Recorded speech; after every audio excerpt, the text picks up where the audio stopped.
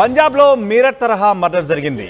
అసలు ఈ సంఘటనలు ఇవాళ రేపు వరుసగా ఏవైతే సంఘటనలు ఇలాంటి మర్డర్ సంఘటనలు జరుగుతున్నాయో వీటన్నింటినీ చూస్తూ ఉంటే అసలు మనిషి ప్రాణాలకి కనీసం మనం మంచినీళ్ళు తాగడానికి విలువ ఎంతైతే ఇస్తామో కనీసం దానికి ఇచ్చిన విలువైన ఇస్తున్నారా అనిపిస్తోంది. ఎందుకంటే ప్రస్తుతం మనం బ్రేకింగ్ చూస్తూ ఉంటే లుధియానాలో బ్లూ డ్రమ్లో ఒక డెడ్ బాడీ దొరికింది.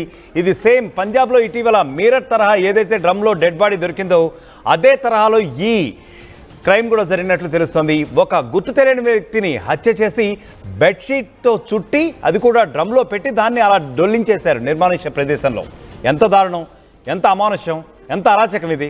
సో మెడాకాళ్ళను తాడుతో కట్టేశారు దుండగులు. అలా కట్టేసి అతి దారుణంగా మెడను కోసేసి మరీ చంపేశారట.